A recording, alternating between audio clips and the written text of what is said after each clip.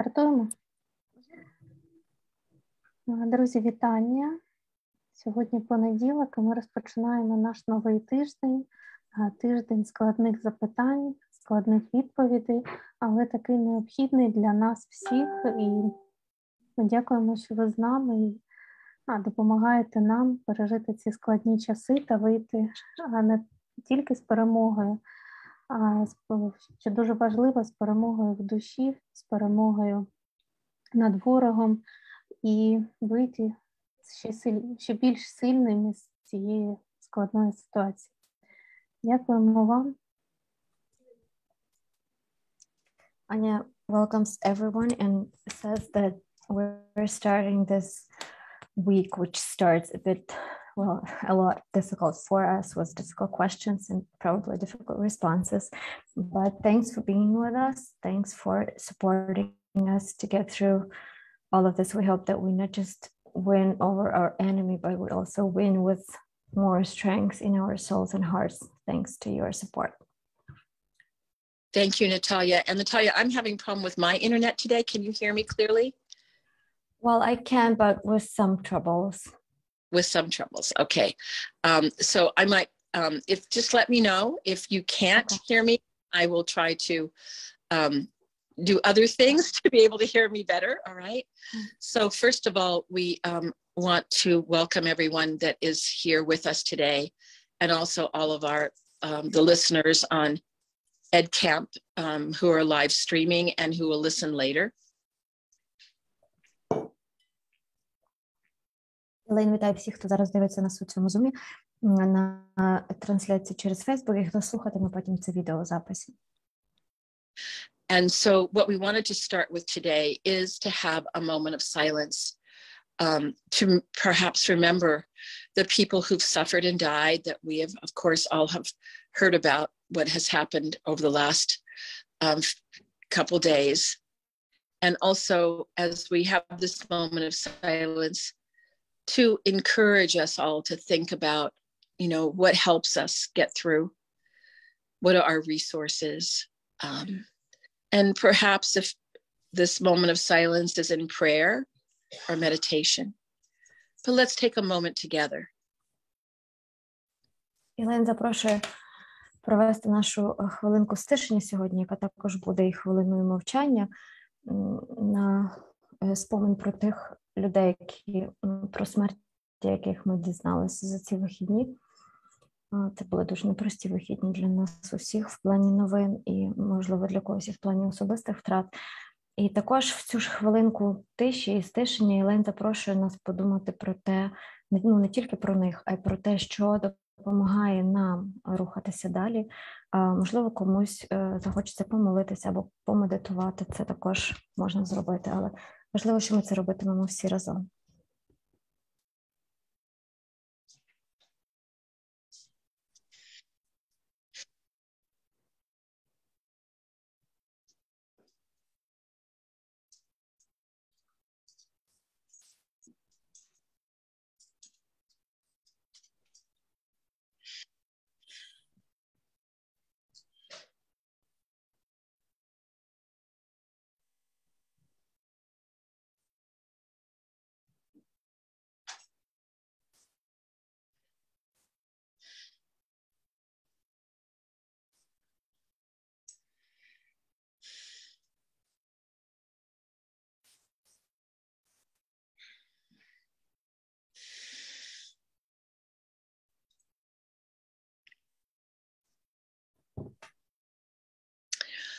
So Natalia, and please let me know if for some reason you can't hear me.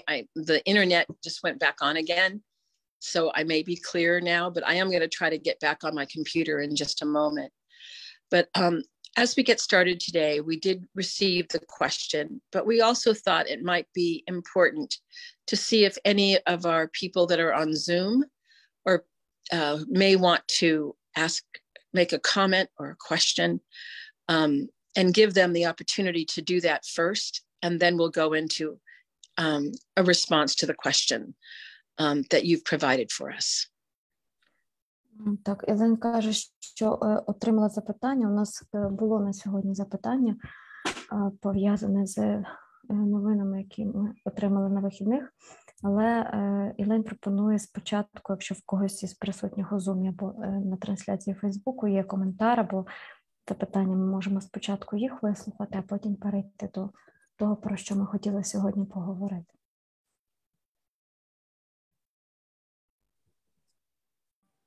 Друзі, ви можете підняти руку або сказати голосом, а я зараз дивлюсь на Фейсбуці, чи є щось там.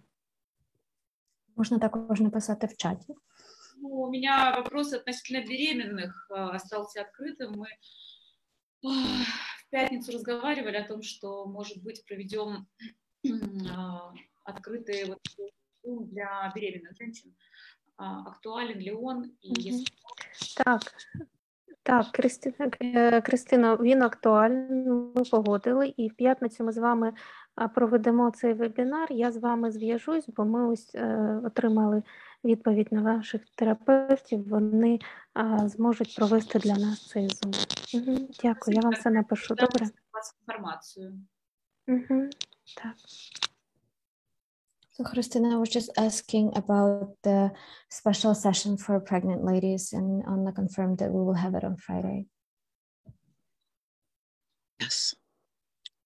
Thank you. So see if there's any...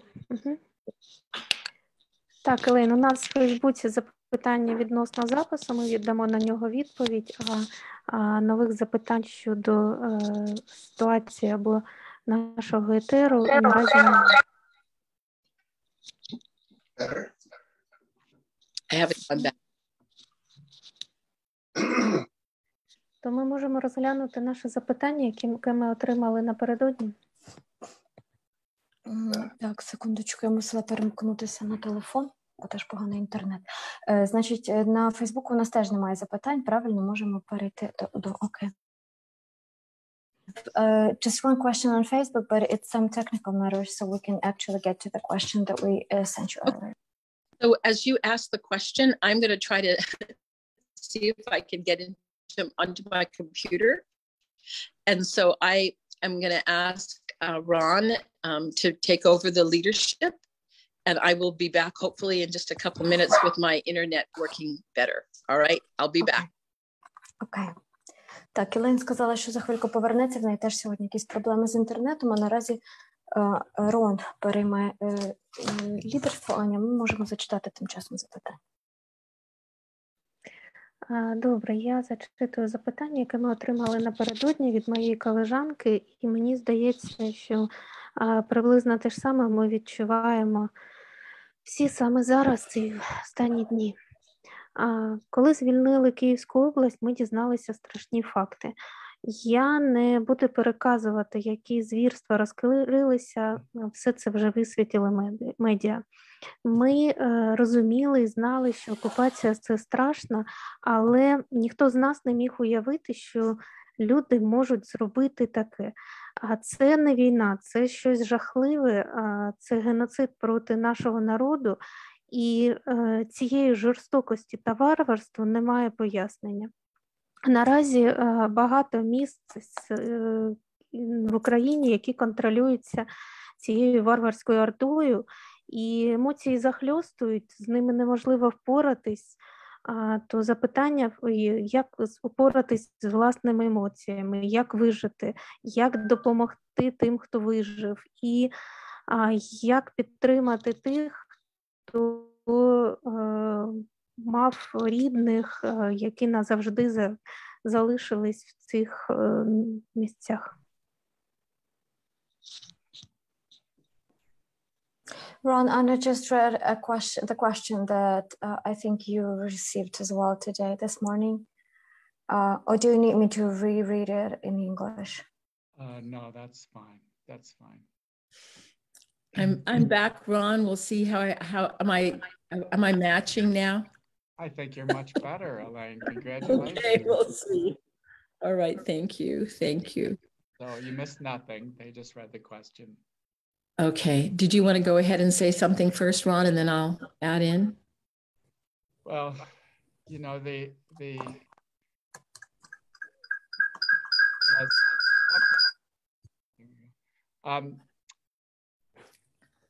at times like this, we look for wisdom from others. And I read something from Eli Wiesel, who was 12 years old when he went into the concentration camps at Buchenwald. Could you say the name again, please? Wiesel, Eli Wiesel. Окей. Так, Рон каже, що в такі складні часи, як зараз, ми часто вчимося в інших людей і, готуючись відповідати на наше запитання, він прочитав слова, написані хлопчиком чи людиною на ім'я Ілай Вайзел, який перебував у концентраційному таборі в Бухенвальді. And he said, because I remember, I despair. Because I remember, I have the duty to reject despair. І він написав, що він пам'ятає і тому впадає у відчай. Але він пам'ятає і саме тому він відчуває за собою обов'язок відкидати цей відчай. And so both things are true. The strong, often overwhelming, sad emotions, rage, longing, and also the importance of managing ourselves, staying in the moment, taking care of our tasks, and being connected to others.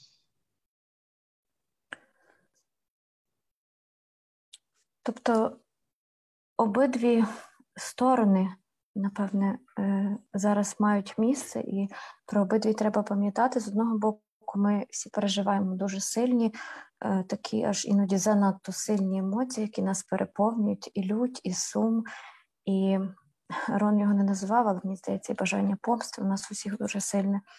А з іншого боку, каже Рон, це намагання і важливість того, щоб якось давати собі раду, це все теж є. Турбуватися про інших і підтримувати зв'язки з близькими нам людьми.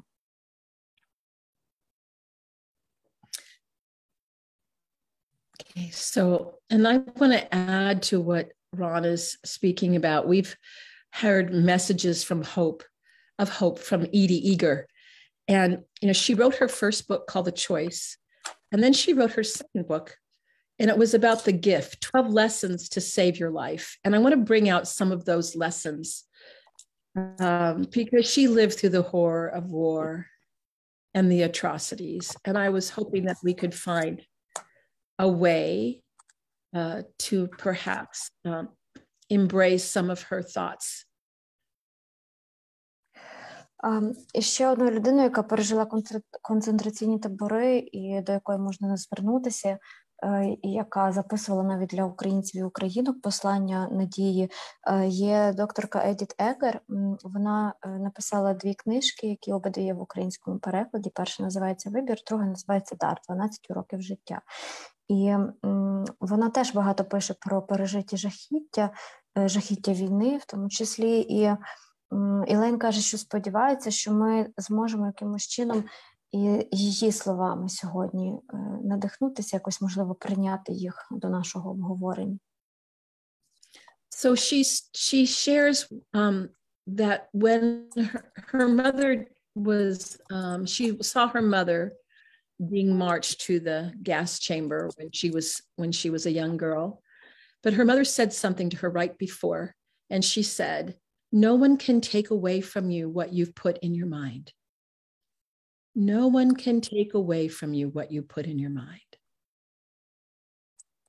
Ще малою дівчинкою Едіт Егер була в концентраційному таборі, і вона бачила, як її маму забрали до газової камери, як та йшла до газової камери. Останнє, що її мама їй сказала перед тим, були такі слова: «Ніхто не зможе відібрати від тебе того, що у тебе в голові або в думках». And I realize what I'm going to say next about what she says may not be possible for everyone who's listening. They may not be in that place of their journey, but she said, "I created a world that gave me some comfort in my soul. I was able to decide that the Nazis were the prisoners because of their guilty consciences. They were guilty for their actions. І Ілен каже, що ці слова, які вона зараз каже, можливо, не всі з тут присутніх і тих, хто дивитиметься потім цей ефір, можливо, не всі з нас можуть їх зараз прийняти, можливо, не всі перебувають в тому стані чи в тій точці життєвої мандрівки, в якій ці слова зможуть до нас достукатися. Але вона процитувала докторку Егер, яка сказала, що я створила собі світ, який мене утішав. І я собі уявляла, що нацисти, вони самі в'язні власної. So she was actually able to pray for them. And she was able then to transform her hatred into feeling pity for them, that they were, you know, involved in doing such horrible things to human beings. І тоді вона змогла за них молитися і змогла перетворити свою ненависть на жалість до них. Жалість до людей за те, що вони вчиняли такі жахливі речі проти людства. And she goes on to say, and it's not that she hasn't suffered herself from post-traumatic injury as a result of her experience in war, but she also learned ways to help reduce her suffering.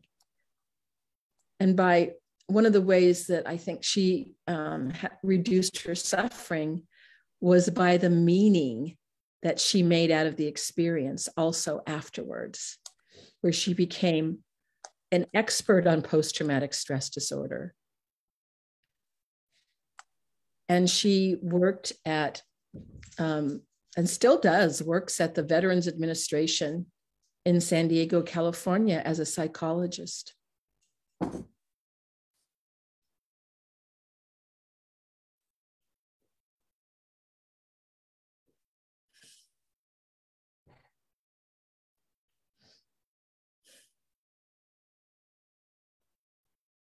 І її наслідки, бо щось корисне для себе. По-перше, вона спромоглася знизити свої страждання якимось чином, тобто полегшити для себе ці страждання. По-друге, вона винесла з цього досвіду для себе певний смисл. Тобто вона, як каже Ілейн, перетворила ці страждання на певний смисл. Вона стала експерткою з посттравматичного стресового розладу, вона стала психологинею і довгі роки і навіть до сьогодні працює психологиною при адміністрації чи управлінні, яке працює з військовими ветеранами у Сан-Дієго, Каліфорнії.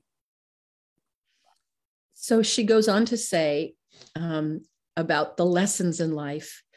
Number one, we can't control what's happening, but we can choose how we respond to it. А ще вона свій досвід переплавала на 12 років життя, і перший із них звучить так: ми не можемо контролювати те, що відбувається, але ми можемо вибирати, як ми до цього ставимося. And I think that over the last almost 40 days since we've started these calls, we have heard how the Ukrainian people are responding with their strength and their courage and their ability to help each other. That has not gone away because of what we heard over the last 24 hours. Ілен каже, що за останні 40 днів, які ми працюємо разом у цьому форматі, ми всі бачимо, що українці не втратили здатності рухатися далі і продовжують реагувати на все, що відбувається з нами,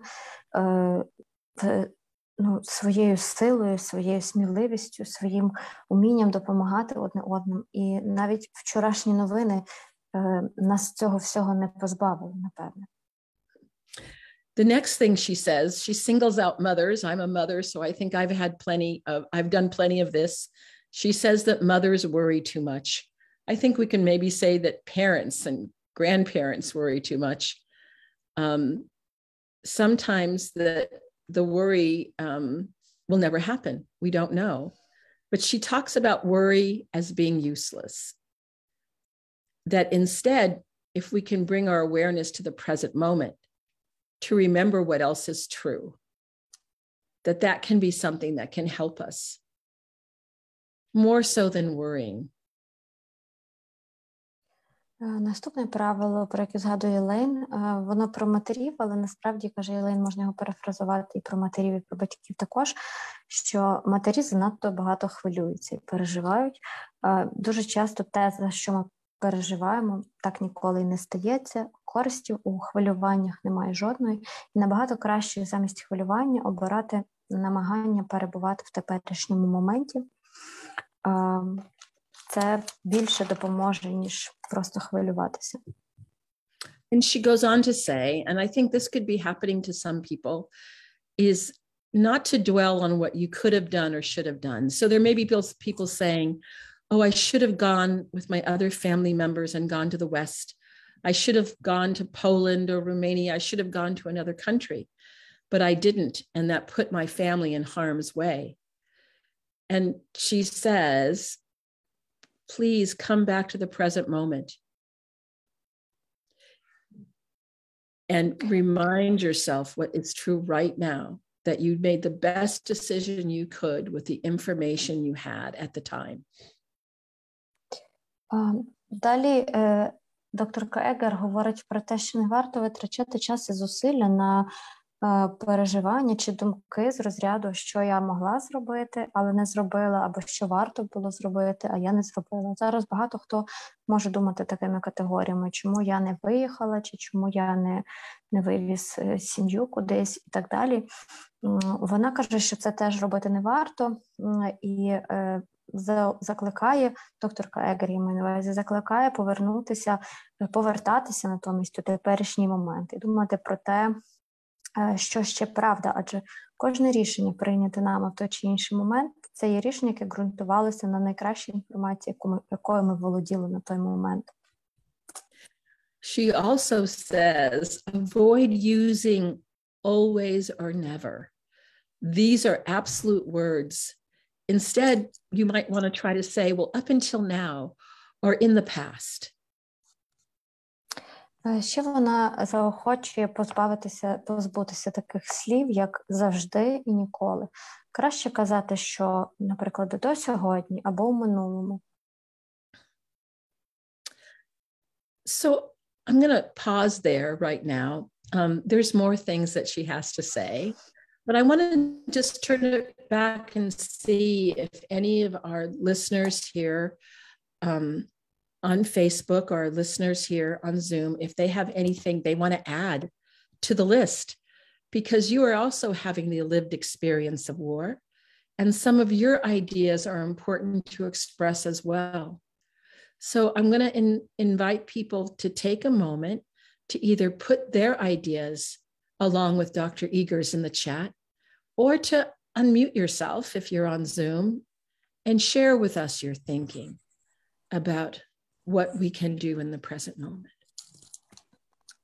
Елейн на цьому зупиняється і каже, що хоче запросити усіх тих, хто дивиться нас зараз у Фейсбуку або тут у Зумі, поділитися власними ідеями про те, що ми могли би зробити ще, щоб бути в теперішньому моменті, враховуючи події, які відбуваються. І можна написати про це в чат, можна увімкнути мікрофон, трошечки подумати над тим, що ми ще можемо. Які у вас ще будуть ідеї, якими можна доповнити ідеї Едіт Егер?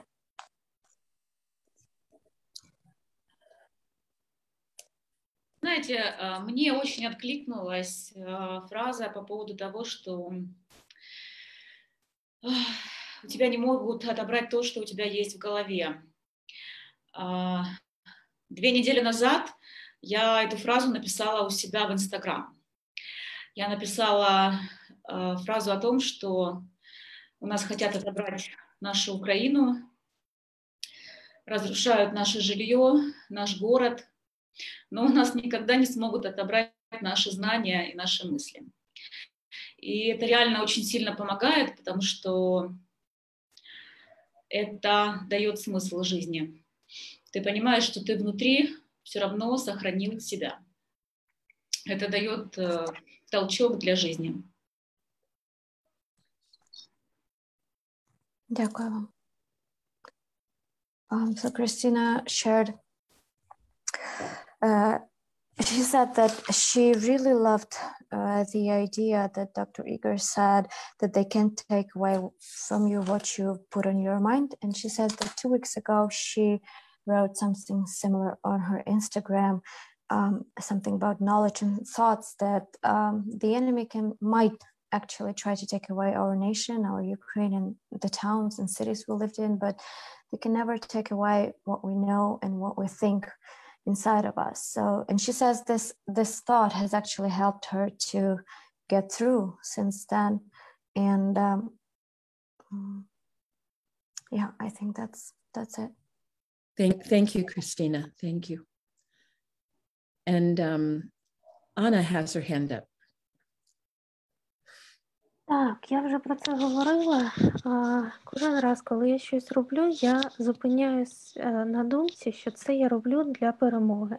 Будь-то плету сітки в волонтерському штабі, або підтримую роботу наших вебінарів, або Едкемп Академії.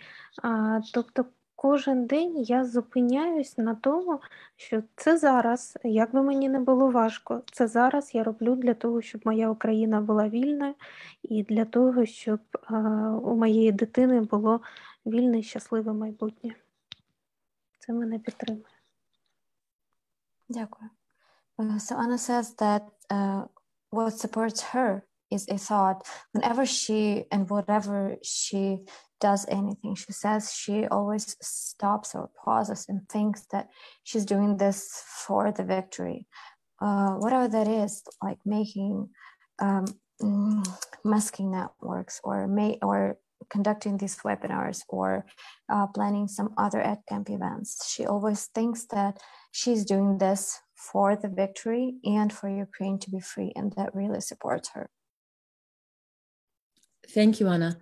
And that leads me to the next person I want to share some of his ideas. And one of the critical parts of his thinking, his name was Viktor Frankel, and he wrote a very famous book called The Search for Meaning. But what he says in the book is that finding meaning was a very important survival strategy when he was living through World War II. And what Anna said is very important for every single one of us. What kind of meaning can we start to think about or do? Maybe we're already doing it during these times. Ілин каже, що слова Ані їй перегукнулися з іншою постаттю, про яку вона би хотіла сьогодні згадати. Це теж знаменитий психолог і психіатр Віктор Франкл, який написав дуже відому книжку. Вона є в українському перекладі «Людина у пошуках справжнього сенсу». І він теж говорив про те, що пошук сенсу – це, власне, досить ефективна стратегія для виживання. І Ілин каже, що нам, те, що Аня сказала, це, власне, теж про це якраз ілюстрація цієї тези. І Ілин каже, що варто, якщо ми ще досі цього не почали робити, то варто спробувати шукати сенс в тому, що ми зараз робимо, і це може допомогти нам пробратися через ці темні часи. He also went on to say that he recognized that people had the ability to do one of two things, either give up or endure. І він також казав, що людина здатна на дві речі: або здатися, або витривати. And those who had a reason to endure often did better. And those who didn't have this reason to endure, some of them did not survive, psychologically or actually survive the war. І ті, хто знаходили в собі сили витривати або вистояти, то вони набагато краще давали собі раду з тією ситуацією, в якій вони тоді всі опинилися. А ті, хто не бачили причин триматися за життя чи стояти, то вони, як правило, не виживали чи то фізично в цій війні, чи психічно. And he wrote that the idea of returning to his wife kept him motivated to go without food and other basic life necessities for months at a time. I don't think I got the second part, the last question. So what he said that, yes, that the idea of going back to his wife kept him motivated. Yes. And he even at times went without food and other necessities. But the idea that he was going back to his wife kept him going forward. Thank you. І йому допомагала витримати думка про те, що він повернеться до своєї дружини. Це була його мотивація. І Елейн каже, що він іноді досить довго міг бути без їжі, перебувати без якихось інших життєво необхідних речей, але те, що його мотивувало, це давало йому сили пережити навіть періоди без їжі. And so he realized that it seemed that when people had this reason where they were thinking about the future, like we've heard on these calls, like reconstructing Ukraine after the victory, for example, Anna often talks about that this reason gave them a resolve to keep going, even through the hell of war. І Франкл писав, що люди, які мали причину або мотив жити далі і рухатися далі, вони, як правило, краще переживали ці всі події, ті, хто думали якимось чином про майбутнє. Наприклад, як ми відбудовуватимемо Україну після перемоги, і Лейн каже, що Аня часто про це говорить, і тут на цих сесіях, і це правда. Це теж така досить хороша причина, щоб триматися далі. І саме такі причини дають людям рішучість витримати і пережити ці складні періоди в їхньому житті. So he goes on to say that even amongst the most horrific suffering, that he often did see hope as well. І ще він писав, що навіть серед найгірших страждань він часто бачив надію. And he noticed that people that were able to cling to hope had a greater seemed to survive and get through the experience in a way that they still could embrace the best parts of themselves and even think about the future, like Dr. Eger has said, even when they were living through that kind of trauma. І він також писав, що люди, які трималися за надію, вони мали кращі шанси на виживання, їм це краще вдавалося, їм вдавалося також проявляти якісь кращі сторони себе, триматися за кращі грані своїх особистостей і думати про майбутнє, як, наприклад, теж доктор Ігер теж про це говорила. And so, you know, with us bringing Eli Wiesel, Viktor Frankel, and Edith Eger to you, their ideas, you know, we are hopeful that this will stir you to think about some of the ways in the present moment that you might be able to find meaning, that you may be able to work, as Anna has shared and Christina has shared, about how they can continue to be in this present moment as we are hearing and knowing that there are atrocities happening also at this present moment that we don't have control over. І Елейн каже, що їхня команда запросила сьогодні до цього нашого ефіру цих людей, Елі Візеля, Едіт Егер і доктора Франкла. Можливо, їхні думки якимось чином заохотять і надихнуть нас на пошук цього смислу чи сенсу життя, на пошук надії, на перебування у теперішньому моменті.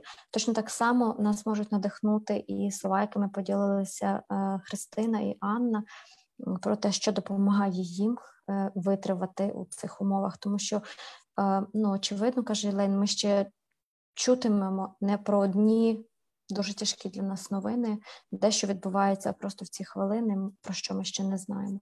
Тому нам це все може знадобитися. I have to say that I've been to many places around the world after disasters, and I have seen the most amazing capacity that human beings have to make meaning in the most dire of situations. So I really want to encourage you all, maybe to sit down with your family, somebody close to you, a gathering of friends, and think about what kinds of things that you might be able to start to think about and do that make meaning for you in this present moment. It is absolutely possible.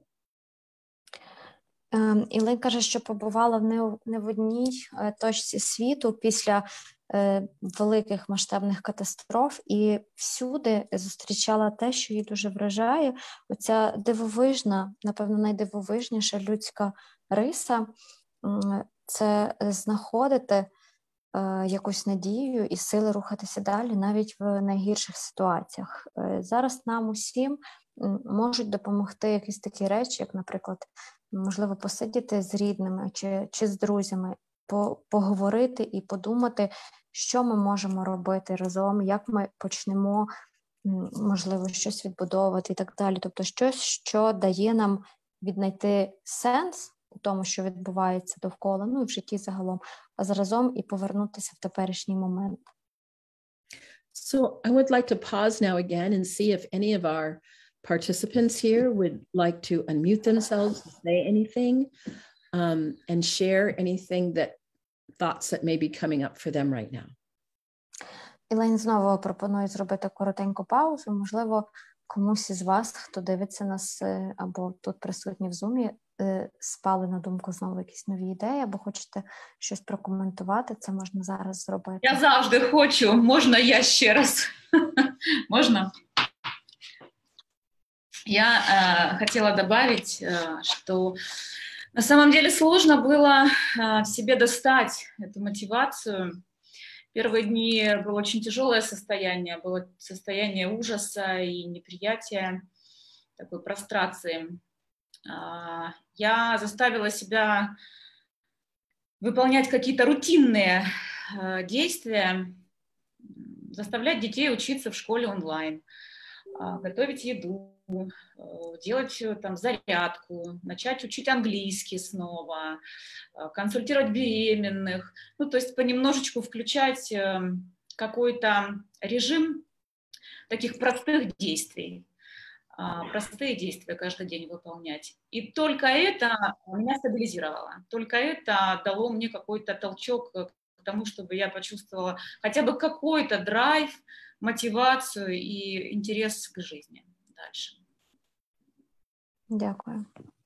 So Christina was saying that at first, at the very beginning of these events, she had some difficulties with her motivation, like all of us did, and she felt this horror of what was going on. But then she decided to get back to the routine activities for both herself and her children. They got back to their learning, to some extra classes, English and stuff, and she got back to consulting pregnant women. And this regime of this routine of simple activities, that's what helped her to stabilize and to keep going. Thank you, Christina. Yes. See if anyone else has anything that they might want to say. Oh, Irina. Yes, Irina. No, I will say briefly in English and then I will say in Russian or Ukrainian. I wanted to say, Christina, thank you. And I really like that she has light in her window. And it, like, when I look at this, makes me feel so good. Also, what speaks to me, of course, like everything we said today, but mostly like doing something meaningful. And I just use this moment to say that I will be on a border with Mexico where we have over 1,500 people there, Ukrainian, who are waiting to go through this. If you have your relatives, I can say hello to them. So doing something meaningful is very, very helpful. And now I will say in Ukrainian. Крістіна, я спочатку сказала, що мені дуже приємно бачити, що в вашому вікні є світло. Це якось допомагає почувати себе дуже добре. І я згодна з усім, що ви сказали, робити щось, що має сенс в нашому житті з дітьми і робити свою роботу, це дуже допомагає. А також допомагати, maybe, щось трошки екстра, якщо ми можемо це зробити. І я сказала, що я сьогодні буду на границі з Мексикою, де ми маємо 1700, вчора було 1700 людей з України, хто чекає на свою чергу перейти границю. І я можу передати привіт до родичів, якщо хтось там є. Summary is having something meaningful is so important, is so helpful. That's it. Thank you, Irina. I want to see if anyone else would like to say anything. Може, ще хтось хоче щось додати? Looks like Olha may have put something in the chat. Let me see. Yeah, we have a comment from Olha in the chat. Thank you, Wendy. Я зачитаю його українською. Пані Ольга написала в чаті. Мені близька ідея прощення навіть своїх ворогів. Проте, на мою думку, для нас це процес, тривалий процес, який навіть не розпочався ще, оскільки це відбувається в реальному часі. Наші рідні і друзі, і ми самі продовжуємо бути в великій небезпеці. Це забирає той самий ресурс, який потрібен для прощення. Дякую, пані Ольга, за коментар. So this is a comment from Olga. She wrote that the idea of forgiving even our enemies is understandable for her and quite close. She relates to it. But she believes that this will be the process and a lengthy process for us, which hasn't even started yet because this all is happening in real time. And our dear ones, our friends, and we ourselves continue being in a huge danger, and this state of danger takes away the inner resource that we need to forgive. Yes. Yeah, I think that what she's saying is very wise, that the inner resources right now, knowing that the atrocities are going on, and, you know, I'm sure with many people, the idea even of forgiveness is incomprehensible. So I think that is, I want to just affirm what she's saying. Пані Ольга, Єлен каже, що це дуже мудра думка, мудре зауваження. І для багатьох людей, поки все це ще триває і жахіття тривають, навіть сама думка про прощення неприйнятна і незрозуміла. Але те, що ви пишете, це абсолютно правда, і Єлен з цим згодна. I'll make a comment about that. Please, Ron. That I think the people are going to have a variety of reactions, including questioning faith, questioning their beliefs. And I encourage people to just accept this is what's happening to them at this point. I'll stop and let you say that. Рон хоче зазначити, що у нас у всіх і в людей наших загалом будуть абсолютно різні реакції на те, що відбувається. Будуть, зокрема, такі реакції, як серйозні сумніви у вірі, у релігійних переконаннях. І Рон каже, що тут важливо прийняти це, щоб ми всі приймали ті реакції, які у нас зараз відбуваються і збурюються за цих обставин, які є. I encourage people when they feel like they can't manage anymore to try to move a little bit or to try to take one step. And to try to come into the present І коли у когось з'являтиметься відчуття, що ви просто більше вже не витримуєте, Рон радить трошечки рухатися, хоча б зробити перший крок і спробувати порухатися, повернути себе таким чином у теперішній момент.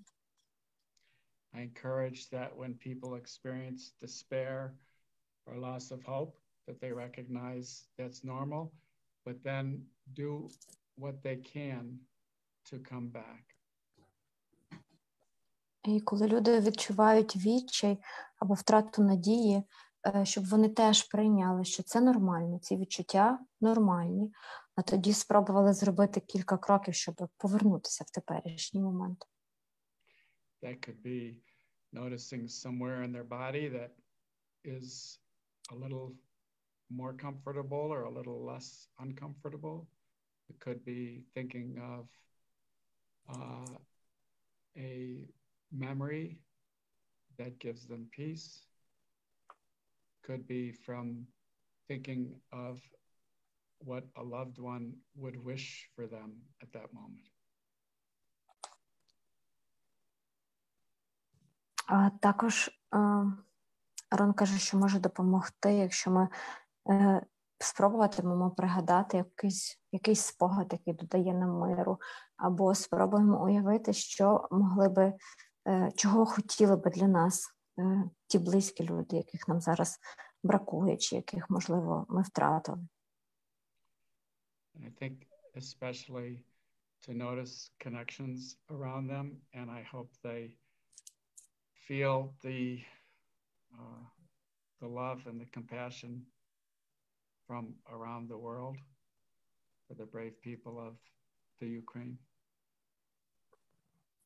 І ще Рон перед тим сказав, я це опустила, а зараз згадала, що важливо завжди намагатися, коли він говорив зробити кілька кроків, порухатися, намагатися віднайти місце в тілі, в якому стало трошки легше, чи трохи комфортніше, чи менш дискомфортно, ніж було раніше. А ще Рон каже помічати ці зв'язки між людьми, енергії між людьми, любові, співпереживання, які ми зараз відчуваємо, ми як українці загалом з усього світу.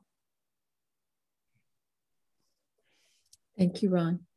I want to talk about something difficult now. Not to say that we haven't already been talking about difficult subjects. And that is about sexual assault. And that we know some of the things that we've heard about, that often there is sexual assault that happens to, men, women, and children during war. Так, Ілин каже, що хоче зараз порушити таку складну тему. Ми до цього говорили на дуже складну тему, але зараз ми ще ускладнимо трохи. Багато новин останніми днями особливо поступає про згвалтування і статеві злочини проти всіх, проти жінок і дітей, і чоловіків. Because of oftentimes societal views about people who have been raped have been negative, that people who have this experience sometimes can oftentimes feel a great deal of shame. And even if it was not there was no fault involved, that sometimes they blame themselves. Oh, I shouldn't have gone that way. I shouldn't have done this. They told me not to do this. Sometimes things that they will blame themselves for, honestly, just lay another burden on the survivors of this horrific act of war that happens.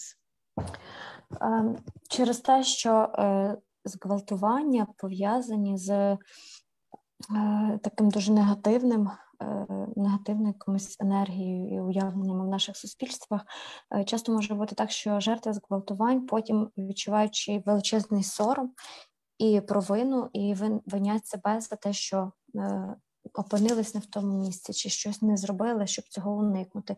І оце відчуття сорому і провини, воно може лягти додатковим вантажем і тягарем на людей, які без того пережили дуже непростий досвід. I know this is really difficult in many areas of Ukraine where these atrocities are happening. But if there is any possibility to get the individuals to medical care, to have a medical evaluation, it would be very important to do so if possible. І Лень каже, що подібні злочини стаються в різних частинах України зараз, але якщо є можливість таким людям надати медичну допомогу і медичні огляди, то потрібно це робити, це дуже важливо зараз. It's very important for family members, for friends, for the community to embrace with love and compassion, and to let them know that they are still loved and cared for, even though these horrible things have happened to them. І дуже важливо дати таким людям зрозуміти, що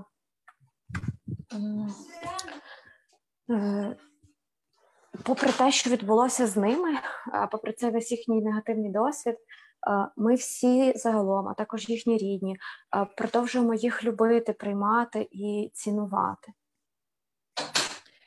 And also, sometimes, we've talked in the last, almost 40 days about noticing sensations in the body, that they can be a vehicle to help you establish greater well-being. However, if you have been sexually assaulted, sometimes paying attention to sensations bring you into the trauma, back into that traumatic experience. I want to also emphasize that, because there would be other ways that you could help people if that is their experience. І останні 40 днів ми багато говорили про те, що дуже важливо щитувати своє тіло і відшукувати в тілі якісь позитивні місця, які нам допомагатимуть відновитися, повернутися в теперішній момент. Утім, ця порада може бути неефективною і навіть травматичною для людей, які пережили статеві насильства проти себе, тому що для них це додаткова ретравматизація, шукати якісь місця в своєму тілі і його відчувати. And so some of the things that can help, that if the person's experiencing a lot of, sometimes people will just start to shake and tremble if they're just even remembering what the sexual assault. You can invite them to do one of the help now strategies, and pushing against the wall, or pushing, or having, if you're with them physically, if they can push against your hands and go back and forth like this, that sometimes can get that energy that was involved in that inescapable attack to be able to leave their body. І може бути, що коли жертви згвалтувань згадують потім про цей досвід, їхнє все тіло починає тремтіти. У таких ситуаціях, якщо ви перебуваєте поруч із такою людиною, запропонувати їй зробити якусь із практик миттєвої допомоги, зокрема, дуже допоможе спробувати впертися долонями до стіни, або якщо ви поруч, то долонями до ваших долонь, і витиснути з себе цю енергію, струсити її, дати їй вийти, тому що це є оце відчуття загрози, від якої неможливо втекти, це воно виходить такою енергією цією фізичною. And sometimes you'll see people that are just have so much anger, they have so much rage against the person, the perpetrators, that you can just see it in their face. I mean, the rage.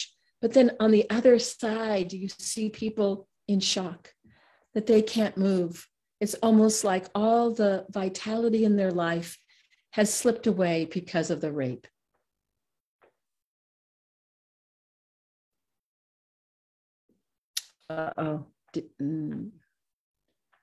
Let's see. Did I freeze or did Natalia freeze? Наталі перезаходить, хвилинку я її запускаю. Arina, can you, yes, can you translate what I just said? Наталя вже з нами. Ага, Наталю, ти нас чуєш? Так, я тут. Can you share? Yeah, Elaine, I'm sorry, I just got poor internet. Could you repeat the last Yeah, so is that some people are enraged. There's like fire in their soul against the rapist, right? So you could say they're stuck in high. And some people are so stuck in low that they are just have no life in them. It's like they're shocked. You even see their eyes are fixed. Sometimes they can't even hear very well. They may not have a hard time remembering, even talking, that they can be so stuck in that moment. І Лейн каже, що реакції у таких людей, які пережили фізичне насильство, можуть бути різними. Хтось застряє у верхній зоні, у зоні збудженості, вони відчувають дуже сильну лють, їх всередині палить вогнем, відчуттями до своїх кривдників. А хтось може переживати таке заніміння, заціпеніння, люди втрачають мову, вони не можуть говорити і просто як німіють. І це тоді зона пригніченості, це нижча зона. It can be easier to help the person who's enraged by like pushing against the wall, some of those physical movements.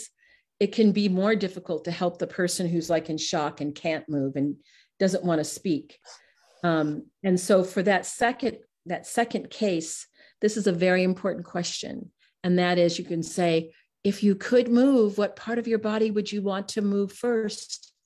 And know that I am here with you now. You are safer in this moment.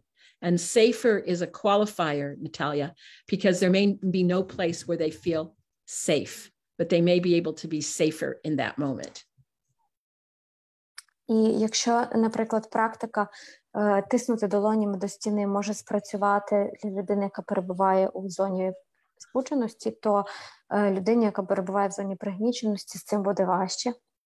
Це їй не дуже може допомогти розмовна підтримка, наприклад, запитати, якби ти могла чи хотіла рухатися, якою частиною тіла тебе порухала першою. І просто сказати, я тут, я поруч, я тримаю тебе за руку. Ти зараз у безпечнішому місці. Безпечнішому, а не безпечному, оскільки, напевне, безпечного місця зараз, принаймні в Україні, знайти важко. And also, the other thing that can be very helpful for people that are in that shock, that it's a freeze response, is putting something like on their lap, like I have a blanket right now on my lap that has some weight on it. So something heavy that they can feel that they are here in the present moment. Because what you want to do is help them get out of that stuck space and that you are there with them, supporting them. And as that happens, I want to let people know that sometimes a lot of shaking happens when they come out of being shocked. That doesn't mean there's anything wrong with them. It means that they're releasing the stuck energy from the assault that happened to them. Допомогти людям, які застрягли в зоні пригніченості, це покласти їм щось на коліна. Це може бути щось таке трохи важке або тепле, наприклад, ковдру якусь покласти їм на коліна. Це допомагає повернути їхнє тіло у теперішній момент і вивести трошечки з тієї зони, в якій вони застрягли, вивести з цього заціпеніння. Може бути так, що коли людина переходить із цього повного заціпеніння у трохи притомніший стан, вона почне труситися і тремтіти. Це нормально. Це звільнюється та енергія від самого згвалтування, від самої тієї події, яка, можливо, звідтоді законсервувалася в тілі і так і не мала змоги вийти. And Natalia, we also want people who are listening that this may have happened to them or people that they love and care about, that our organization, the Trauma Resources Institute, is very committed that we are in this for the long haul with them. And hopefully as time goes by, that, you know, there can be trainings and ways that we can help the therapists also learn body-centered ways of dealing with these kinds of embodied traumas that can help restore balance and healing to every person that wants help, who can benefit from that. So I really want people to know that there's hope and that, you know, we're extending a warm embrace to them if this has happened to them, and that we are committed to helping them heal. Thank you, Elaine. Ілейн просить сказати, якщо нас слухають люди, які пережили подібний досвід самі, або знають когось, хто пережили такий досвід, інститут травми з нами готовий і хоче працювати на довгу перспективу. І Елейн висловила надію, що з часом у нас з'являться також якісь окремі тренінги для терапевтів, психотерапевтів, в яких ми навчатимемо їх таких тілесно орієнтованих практик для подолання різних травм, і в тому числі травм, пов'язаних із сексуальним насильством. Але загалом Елейн наразі хочу сказати всім цим людям, ну і нам з вами, я думаю, також, що надія є, і Елейн нас усіх тепло обіймає і каже, що сподівається, що якісь із запропонованих ними практик таки з часом будуть передані більшій кількості терапевтів в Україні, які допоможуть жертвам найрізноманітнішого насилля і травми зцілюватися. And Natalia, I realize now that the time went by so fast, is that we will continue, more discussion about this tomorrow. And hopefully if people have more questions, to send them to EdCamp. And in the meantime, it's very important that all of you remember your resources, that remember those things that sustain you, that carry you through the most difficult times. If you're a person of faith and your faith is with you, prayer sometimes is a very important part of what you may be helpful for you, but other things as well. So it's just very important to remember those resources right now and to sense them. Так, ми вже дійшли до завершення нашої розмови, тому на прощанні Елейн нагадує нам не забувати про свої ресурси, про те, що дає нам сил, що дає нам триматися в цій ситуації. Для тих, хто для людей віруючих, це може бути віра. Якщо вона вас ще тримає і вона з вами, то молитва – це хороша теж практика. Будь-які ресурси, які допомагають пережити складні часи, вони зараз ефективні. Yes. And so I'm just want to check in to see if any one of our staff have any parting words that you want to say before we say goodbye today. Irina? I would like to say that there is a beautiful comment here, light and love and hope around all of you. And I would like to say thank you. Мабуть, ви бачили, що у коментарях є світло, любов, кохання, любов і надія для всіх нас. Для всіх нас. І це коментар з Фейсбуку. Мені дуже хотілося, щоб ми його прочитали, і тому я його продублювала сюди, бо мені здається, це чудове завершення для нашого вебінару. Дякую. So what did Anna say? Oh, she said it's a commentary from Facebook. She copied it here. Oh, great. Thank you.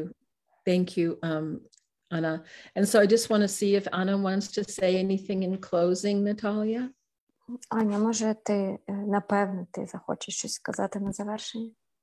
Так, я хочу подякувати за надзвичайно складний, глибокий вебінар. І, Елейн, дякую за те, що ти підняла таку складну тему наприкінці вебінару, адже наразі тільки за офіційною статистикою 20% жінок, які змогли вирвати з окупованих територій, до них було насилля сексуальне або інше. І це тільки офіційна статистика, і ми розуміємо, що, скоріш за все, цифри набагато гірші, бо і нам дійсно буде потрібна допомога в тому, щоб допомогти цим жінкам, допомогти їм родинам пережити все це. І, можливо, ми заплануємо з вами вебінар, який буде присвячений цій складній темі також. Дякуємо дуже. And so Anna just wanted to thank you, Elaine, for raising this difficult topic by the end of this session about sexual assault against people and mostly in Ukraine, it's mostly women. She says that we now have official statistics, which is probably much lower than the real one, that 20% of women who were able to escape the occupation by Russian troops have been sexually assaulted by Russian soldiers. And we will probably need to have an entire session dedicated to this difficult issue in the future. And we will definitely need the help that you have proposed regarding the future processes of healing and recovering those women from these terrible traumas that they received. Thank you, Anna. And so with that, I think if we just take a moment just to notice where you are right now in the present moment, who you're with, where you are. Елейн каже, що на завершення повернімося в теперішній момент, зауважимо, де ми перебуваємо, кожен і кожна з нас, хто з нами поруч. And to use, I guess, the words of the person from Facebook, may love and light embrace all of us as we move forward.